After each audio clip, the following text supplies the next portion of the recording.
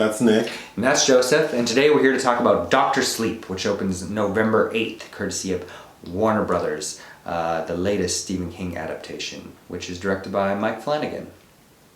So Dr. Sleep is the sequel to The Shining. Yes, based on Stephen King's novel published in 2013. When you told me about this, I thought for sure it was going to be some bullshit. Because I thought there was no way this film could live up to The Shining, so why bother?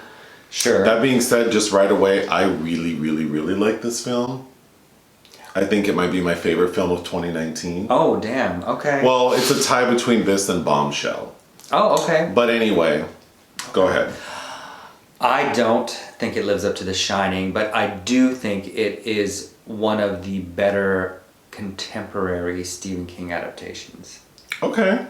So I think maybe as a note, I think the best Stephen King adaptations are by directors that kind of divorce themselves from King, who has a penchant for being kind of corny and schmaltzy. So what are some examples? Carrie, Cujo, Misery. The Shining. The Shining, Kubrick's The Shining, yeah. Yes, which usually leave out glaring elements from King's prose. And I do think Mike Flanagan, this is his second Stephen King adaptation. He did Gerald's Game for Netflix in 2017, which I also quite liked. Okay. But this does kind of dip into some corny moments that I found a little distracting. Describe the story. Okay, so it's set in 1980. It begins in 1980 Florida, which is right after the end of The Shining happens, and Danny Torrance has moved to Florida with his mother. And meanwhile, there's this like gypsy caravan led by Rebecca Ferguson, who plays Rose the Hat, and they're known as the True Knots, and they're these the kind of supernatural creatures that prey on people that have The Shining by torturing them and killing them, and they inhale their breath, the steam they call it. Okay. Fast forward 35 years later, Danny Torrance is a raging alcoholic. He decides to clean up his act, and he moves to a small New Hampshire town, goes to AA, and then begins to re-experience his shine. And the shine is basically like the visions and the intuitions that these people have. We come to find out through this story there are more people like him with varying degrees of ability and control. A little like X-Men. Yeah, it kind of felt kind of like X-Men, which I liked. Mm-hmm. Well, again, it's certainly that kind of queer metaphor. Doc, that's the nickname for Danny Torrance, who's played by Ewan McGregor as an adult, who I think looks really good. Sure. Whatever he's doing. Mm-hmm. Maybe he's on a plant-based diet now, I don't know. But he looks good. So his character starts to re-experience the Shining, and he starts communicating with a young girl named Abra Stone, played by newcomer Kyliegh Curran, who is so good in this movie. Yeah, so good. And then that's when he becomes aware of the group of, what did you call them, True Knots? They're called the True Knots, yeah. Like their mission K-N-O-T. And their mission is to like extract they're like vampires. They're like vampires for people who have The Shining. They basically suck all the life out of them by torturing them, which is and they call that life steam. Yeah, which is it's visually steam, and then they store it in these weird little containers. These little thermoses, these swell bottles for dry spots. So the film is kind of like, I feel like it's 3 parts, because it's part like his name's Danny. Mm-hmm. Danny kind of like getting over what happened at the Overlook Hotel, and there's also like an 8-year period between when he leaves Florida to when he meets Abra. So the name of the story is Dr. Sleep because he works in a hospice, and he kind of can tell when people are going to die, and he soothes them into like their final breaths. With the help of a cat. So there's that story, which I found compelling. Then there's the story of the True Knots and this young girl, which is what reads more like X-Men, which I also really liked. And then when I checked my time towards the end of the film thinking like, oh, it's about an hour and a half, we're going to be done. Nope, then they make their way to the Overlook. And then that's like another part which I also really liked. Mm-hmm. So this film feels kind of epic. It does. I know we disagreed on this because Shelley Duvall and Jack Nicholson's characters come up played obviously by different people. Yeah, so in the beginning when we see young Danny with his mom, who would have been Shelley Duvall, it is cast with a woman who's intended to look like her. And then Scatman Crothers' character, who's played by Carl Lumbly. I didn't even recognize him. Oh. And then, of course, Jack Nicholson, when they're back at the Overlooks, working at the bar, there's an actor who's cast to resemble him.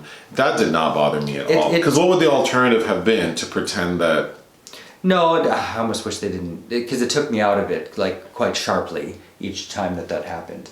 I can see that. I didn't mind it. I thought it was kind of cool, and I liked the fact that it was, like, directly handled, like obviously we can't get these people to do this movie anymore, right. So we're just gonna fake it, and I didn't mind it, but I can understand why you didn't love it. But that said, there's still some very the ambiance is great. The astral projection special effects sequences are quite. They look good. Really good. There's some really cool shots. There's a murder of a child. Sequence that's actually very chilling. And isn't that boy from Good Boys and Room, Jacob Tremblay? He's actually worked for this director before in a movie called Before I Wake. Yeah, there's a scene where he's captured by the True Knots and eaten, tortured. Mm-hmm. That was very. Yeah, I feel like for all the fucking shit that Lars von Trier's movie got, The House That Jack Built for killing children. Like this was much more graphic than it was. Pretty intense. It was pretty intense. But Stephen King motif, like if you're familiar with his oeuvre, like what the True Knots are is very much like those creatures in Sleepwalkers, which is a guilty pleasure of mine. And then there's a birthday party scene that's where we first meet Abra as a small girl with a spoon. That was very Tommyknockers to me with the magician. Okay. Yeah. So what I love about this film, I really like the story. I think it was a nice extension of The Shining because it took us out of that. I mean, The Shining works so well because of the isolated location, the single location. But then because it's such a great story and film, I think taking it out of that into something much bigger was very pleasing to me. Mm-hmm. I think Ewan McGregor does a really good job, like his acting. I think the young lady who plays Abra, what's her name again? Kyliegh Curran. I thought she did a fantastic job. My only complaint about Ewan McGregor is Danny Torrance, though. He is a little bit of a cipher. Like, there's so much that happens between the end of The Shining and him as an alcoholic, and then the hospice stuff kind of gets folded into all these other things. Like, he's not much of a character, really. Like, I don't know. His performance is good, but I don't know that I felt his character was like, was fleshed out. Sure. For such an extraordinary kind of existence that this person ostensibly would have had. But I assume that his drinking problem was a way for him to mask that. So if he's numb, then really the last 30 years, there's nothing for us to know. Except that he was just a drunk and he liked to get into fights. I see what you're saying. That didn't really occur to me just because I assumed that he spent most of his adult life trying to be numb. Because he does mention that he tried to like dull the... Mm-hmm.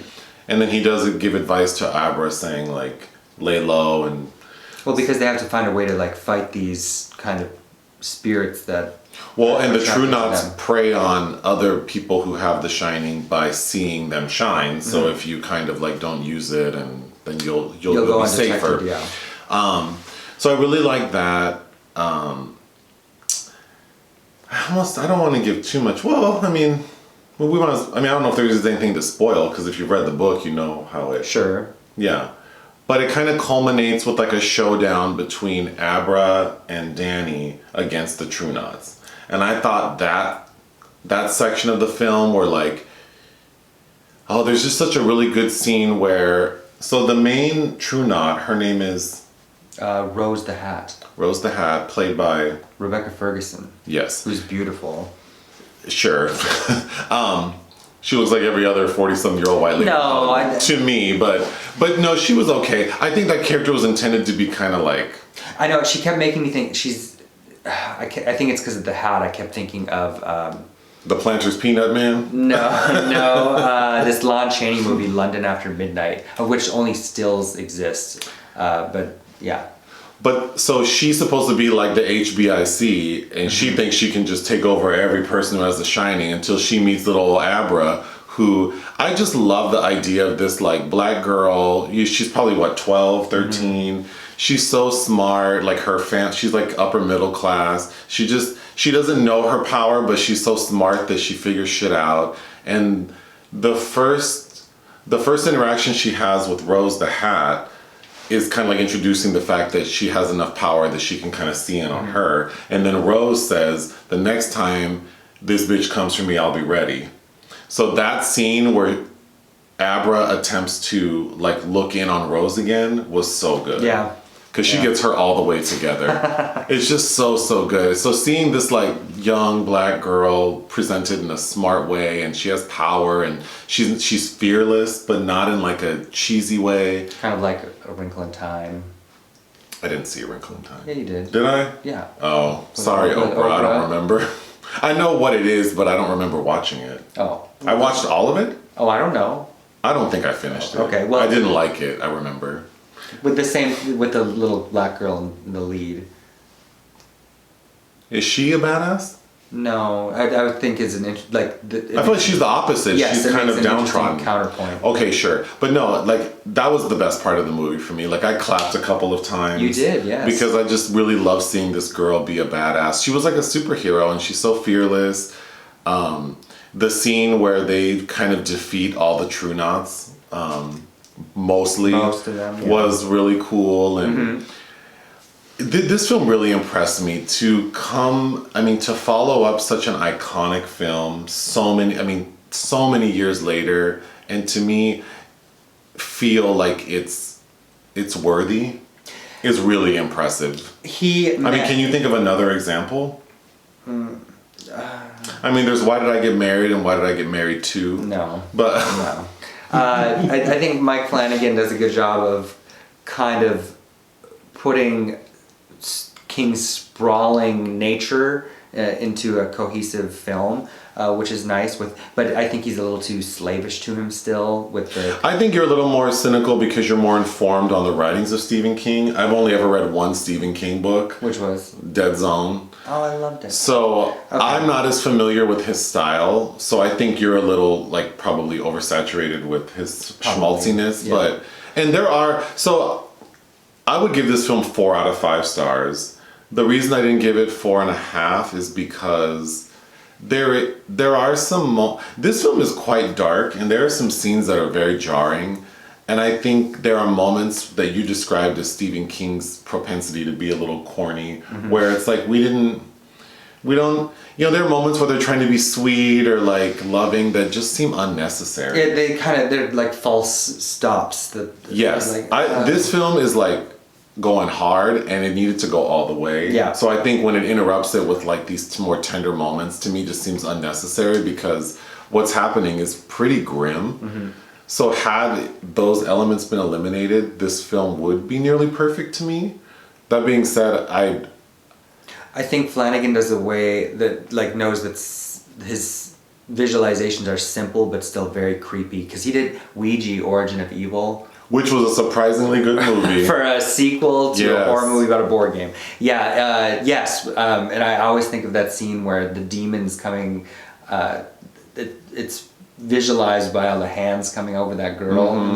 So what's the name of the director? Mike Flanagan. Okay, so good job, sir. Well, you saw Oculus. That was his big break. Okay. Remember the brother and sister were trying to reenact that sequence to prove that the brother didn't kill the dad, I think. Yeah. So good work. I like this movie a lot. Yeah. What would you give it? I did 3.5 out of 5. Okay, you're mad. It's okay. I'm not mad at all. It's still a very good movie. That's all I have. Okay. Bye. Bye.